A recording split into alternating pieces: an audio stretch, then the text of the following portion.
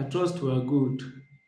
Okay, for those persons who connected earlier, I think my network went off, so that's why the live stream was interrupted. So we'll still continue from where we stopped.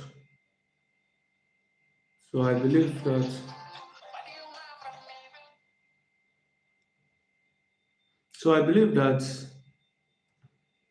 at this point we're able to get me fine. Please, if you can get me clear, let me know in the comment box.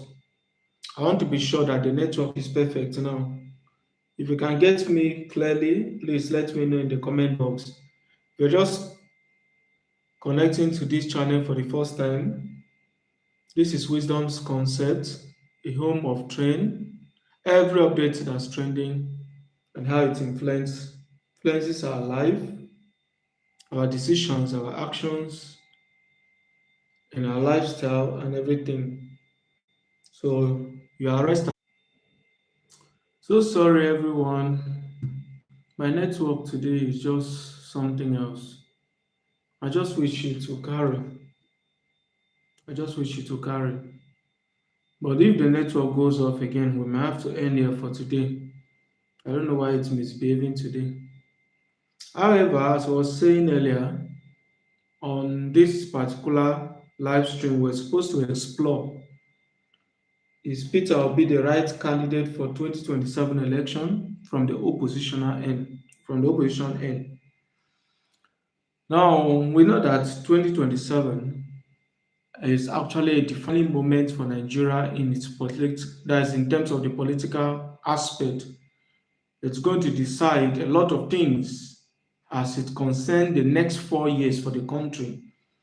And that's why it's important that we take this very moment very serious, because whosoever we're going to be electing in to stand in as the president of the country is going to be deciding the governmental policies that both investors that should be coming in to invest in the country to create job opportunities are going to operate by. He's going to also oversee the security architecture of the nation, just like as we are seeing as of the moment. That person is in charge of also ensuring that the standard of living is also something that the ordinary citizen can cope with. So we should not joke with this moment. It's very important we take it serious. It's not just about gaining a position, it's not just about voting in. I don't know what's wrong with network today. I just hope this network would allow us. I don't know. All right. Please, people should just pardon me today. I don't know what's wrong with my network. So, as I was saying, the process for which we select our leaders are also important as who we select. And interesting enough, for the 2027 race, it is a race between the incumbent as against the opposition. And the incumbent president has with him the advantage of incumbency. He has the resource available for him to win the election. He has the manpower. He has the military personnel at his disposal. He is in control of the electoral body. Interesting enough, the INEC body, that's the independent election electoral body, which is supposed to be independent, from the body languages we have been seeing over the world, looks more or less semi-dependent. The National Assembly is also at the disposal of the incumbent president, and everything necessary for him to actually win the election. Interesting enough, every presidential candidate should be measured by their works, and an incumbent president in a Senate climb shouldn't even be campaigning so much, But we could see that pressure of the ruling APC government trying as much as possible to either convince or coerce the citizen. At least we could see videos flying around where they're trying to give giftings, different form of giftings, just to convince people to vote them, of which the incumbent president shouldn't on a normal day be stressing themselves with such intense campaign. That should rather be what the opposition party should be stressing themselves with. Thank you so much, everyone, for connecting. I can see all of us. I really appreciate our presence. Please, as you are connecting, if you have any contribution along the way, you have any question, anything at all, please do well to type. And also help me double tap on your screen so that just help me like this live stream so that other persons also will have the privilege to also connect. Just double tap on your screen so that YouTube will be able to push this live stream, okay? So as I was saying, the incumbent president is not supposed to be in that position where they are putting so much energy just to get to prove themselves. But because all the qualities and criteria for which, in fact, the primary responsibilities for which the incumbent president should actually address, we could see massive failure, ranging from the aspect of security. You could see there is a sporadic and spiral increase of insecurity. The president is trying so much to be able to cope, whereas the insecurity level is quite alarming. We could see the aspect of unemployment increasing by the day, and this unemployment is tied to the security aspect as well as the industrial aspect, because when the country is not safe enough, there would not be sufficient room for diversifying. Back then, the country was known for agroeconomy before we now move to the oil economy, right? Where we're now talking about the crude oil. But because the country is not safe enough for people to grow their crops, to rear animals, and so on, we will see that that is why the country is shifting more as to the oil sector. And how much can we do when we don't have a functional national refinery? We could not have one, except thank God for Dangote who came to the rescue of the country. Because how well should we have been doing? How much of, in fact, all we have been complaining would have been if Dangote did not come to the rescue of this very administration. So that pressure is actually there. And again, when you should be measuring the president as against the aspect of the competition at the international market, our naira is actually getting devalued. There is issue with power, the power sector. In fact, even the rationing of light is even not sufficient enough to meet with the production demand of electricity. So all these things are things that, one, if we should be measuring the achievement of this very administration, one will be left with no option than to look for an alternative. Do you want to talk about the aspect of corruption? Corruption has now become the order of the day in the current administration, which is one of the primary reasons why a lot of persons are shifting their directions towards the opposition. And the likely person that the common Nigerian are looking at is Peter Obi. Because this is someone that while he was in power, every benefit that should have been given to him, that he should have benefited from, he actually lets go of those benefits, ranging from the aspect of the rumored oil well that was supposed to be given to him, the ex governorship, this thing, opportunity that was supposed to be given to him. So he actually let go of all those things, showing you that money cannot tie him down. He has been proven over the years as a man of integrity. In fact, as of today, if you check this channel, we posted some of the things that people do not even know about Peter Obi. This is a man that have stood up, that have stood very high. He does not, in fact, he has even changed the type of campaigning in Nigeria for the rest of time. That he has come to prove that you don't need money to be able to campaign for people to like you. You don't need money to do that. That was something that was so difficult some years back for politicians in Nigeria. They believe the more you spend, the higher the chances for you to be elected. But Peter Obi will tell you that he do not give shishi. He has his works to tell for him. He's a man who, when he came to power, he met compared to nothing.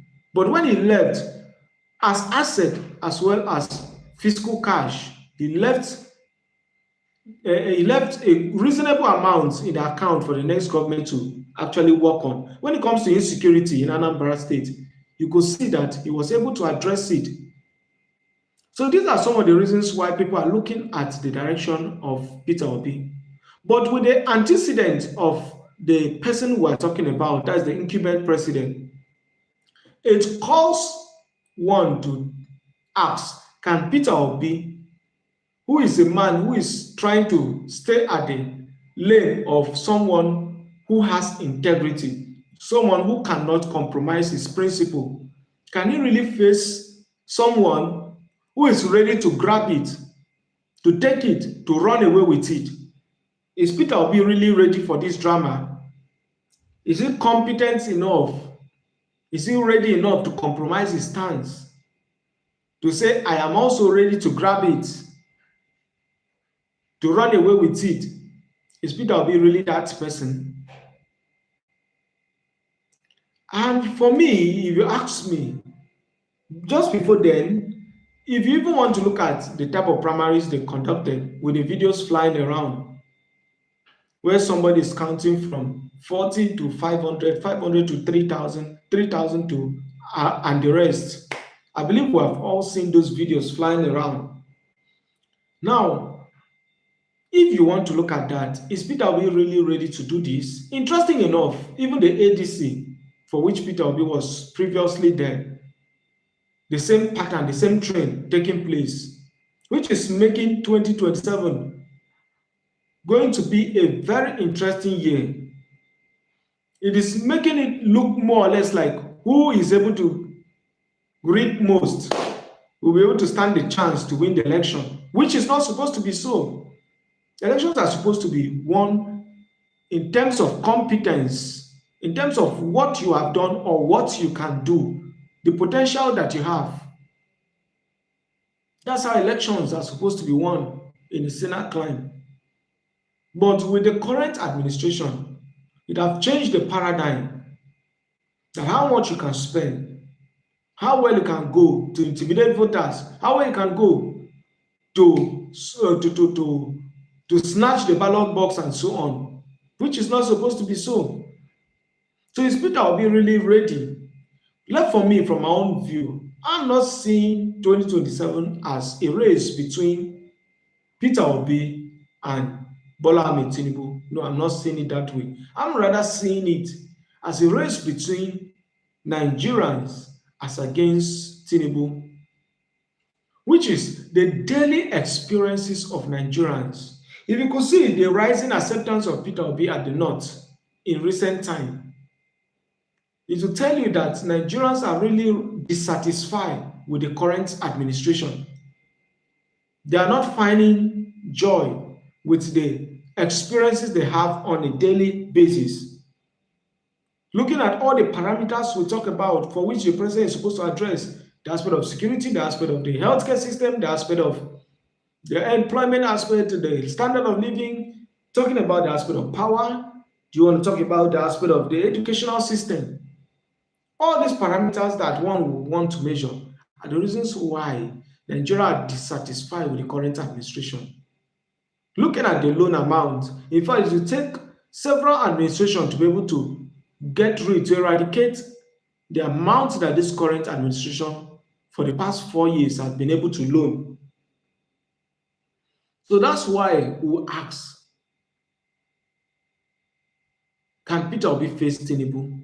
So as I was saying, from my point of view, it is Nigerians as against Tinubu. And we know in a democratic setting, power is vested in the people. Power belongs to the people. So when it is Nigerians as against Tinubu, I'm telling us that in 2027, there is how it's going to touch Nigerians. There is where it's going to touch Nigerians. Uh, They will come out fully prepared for whatever wants to happen should happen. And they will be ready to vote out the current administration, except they are ready to change their ways, except they are ready to do the right thing. And that's why, looking at the trajectory they are going, where they are not ready to listen to the masses, they are not ready to change their ways, we should be ready that indeed the masses also will be ready for them. Just take a look at what the ADC are also doing. Imagine if the ADC also continue the same track and the NDC are forced to take the same route. There is no how the APC will be able to face all these oppositions put together. And looking at the regional advantage of the various candidates, you will see that the ADC as well as the NDC has more positional advantage in the north. And then when you come to the south, the NDC has regional advantage, much more regional advantage as compared to the APC. Because already, as we have already seen, Makinde is already there from the west. Donald Duke is there from the south. From the southeast, there is nobody at all produced from the southeast. So when you talk about the south generally, Peter Obi has that political and regional advantage. When you go to the north, Kwankwaso is extremely loved. In fact, they value him much more than even the Atiku. Why Atiku was able to amaze the kind of votes he had in 2023 was because the then PDP was formidable enough, not in current times where even most of the governors, the House of Rep and so on, they have become to other parties. So that was why he was able to amaze that kind of vote. Today at the ADC, which is a relatively upcoming party, you will see that the NDC has more positional advantage because when Kwankwaso was leaving the NNPP, he left with his structure. Peter Obi also left with his structure. And we are checking in terms of the different regions. Peter Obi has a strong base in the central. I want to talk about the major places like Plateau State and Benue State, with the incidents happening in that region. You could satisfactorily say that they will rather prefer to choose Peter Obi compared to Tinubu. So, what are we saying? Nigerians are at that point where they are fully ready to do whatsoever it takes and however it takes and wherever it takes to vote out the current administration, except and only except if they are ready to change their ways.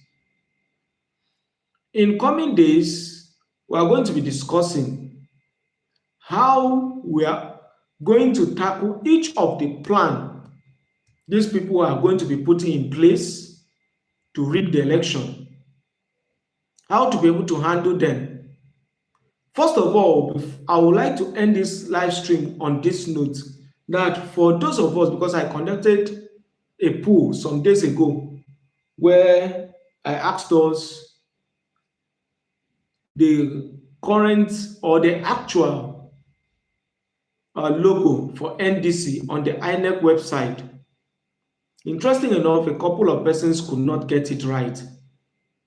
Please, let's do due diligence to check the this thing logo of NDC on the INEC website, because what is on the INEC portal is what is going to be printed on that day. I've already made a post on it. We can check it at my community tab. I've made a post on it. The correct this thing logo of NDC on the INEC portal is different from what has been flying for NDC. The logo is actually different. And in fact, there are about 5 different logos for NDC that have been flying around. We have one that is even for Ghana, the National Democratic Party. And then we have other ones that are internally generated. Please, we need to acquaint ourselves with all these things, which is what subsequent live streams will be all about. All the things we need to know and things we need to do. So for now, it was just to create, this particular live stream was just to create a basis for us to get to meet, to discuss and interact while we set the sail for subsequent live streams. So please, as I said, I'll end on this note. Let's acquaint ourselves with the correct logo that is on the INEC portal, which I've already posted on my community tab. So if you're just connecting to this live stream or you're just seeing this video for the first time, please do well to refer to my community tab. I'm also going to be updating it from time to time, while also checking the INEC portal to be sure that there is any update, or if there is no update at all, so we can also be updated. So please, let's make due diligence to also check the website to know the actual logo that is on the website, so that when that day comes, we will not go and vote on the wrong logo, or will not say the NDC is not on the ballot, because what is on the INEC portal is actually different with what has been used by even the NDC party as on its own. So please, let's take note of that. I want to appreciate every one of us for connecting on this live stream today. I look forward to seeing us on subsequent live stream. I look forward to that moment where this particular live stream, this particular channel becomes your most favorite click. I would like us to end here for today. On subsequent ones, we'll be talking about how we're going to handle the aspect of this rigging that the APC have already shown us the flashlight. How we're going to, in fact, for those of us that who have not registered, I think our next live stream should be talking about registration and the voter's card. Because without your voter's card, we should already know that you cannot vote. It's important to note that. So you need your voter's card. You need to register also on the party so that you'll be able to, why you need to register in the party, the different political parties, so that you can be able to select whom you want to represent you in the general election. And then why you need your permanent voter's card is so that you'll be able to vote in all of those elections, both primary and the secondary election. So if you don't have your voter's card, just be rest assured that you will not be able to vote in 2027. So we'll be talking about all these things on our subsequent on our subsequent live stream. So for those of us who have come this far with us as of this point, I want to really appreciate every one of us. I look forward to seeing us on subsequent live stream. If you have not yet subscribed to this channel, please do well to subscribe so that whenever we go on live stream like this, you'll also be notified. And then please help us to share this video so that those that needs to benefit from content like this to also be able to do so. Help us to like the live stream. Help us to share, please. I really appreciate every one of us for connecting. God bless every one of us. God bless every one of us. See us subsequently. Do enjoy the rest of your day. God bless you. Bye.